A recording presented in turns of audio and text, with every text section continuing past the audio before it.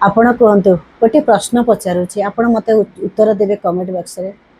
ଆପଣ ମୋ ଉତ୍ତର ମୋତେ ଦେବାକୁ ଭଲ ପାଆନ୍ତିନି, ତଥାପି ଯଦି ଆପଣଙ୍କୁ ଭଲ ଲାଗେ କହିବେ। ପରିବାର ଭିତରେ ସେ ଯିଏ ହଉ, ସେ ଯେତେ ଆପଣା ରହନ୍ତୁ, ସେ ସତ କଥାକୁ ସବୁବେଳେ ଲୁଚେଇବାକୁ ବାଧ୍ୟ କରନ୍ତି, ମିଛ କହିବାକୁ ବାଧ୍ୟ କରନ୍ତି। ଗୋଟିଏ କଥା ବାଧ୍ୟ ହିଁ ଗୋଟିଏ, ସତ କହିବାକୁ ବାଧ୍ୟ ମାନେ ଲୁଚେଇବାକୁ ବାଧ୍ୟ କରନ୍ତି, ମିଛ କହିବାକୁ ମୋତେ ଜବରଦସ୍ତ କରନ୍ତି। ତୁ ଗ୍ରହଣ କର। କିନ୍ତୁ ଆପଣ କୁହନ୍ତୁ, ଆମେ ଛୋଟବେଳେ କ'ଣ ପ୍ରାର୍ଥନା ଶିଖିଥିଲେ? ସତ କହିବାକୁ କିଆଁ ଡରିବି, ସତ କହି ପଛେ ପଲେ ମରିବି। ମୋତେ ଏତିକି ଶିଖାଅ ସାଇଁ, ମୋର ଧନ ଜନ ଲୋଡ଼ା ନାହିଁ। ତାହେଲେ କୁହନ୍ତୁ, କାହିଁକି ପ୍ରାର୍ଥନା ଲେଖା ହେଇଥିଲା?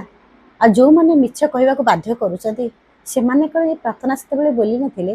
ଆପଣ ମୋତେ କହିବେ, ତାଙ୍କ କଥାରେ ମୁଁ ଯିବି ନା ମୁଁ ସତ କହିକି ମରିବି?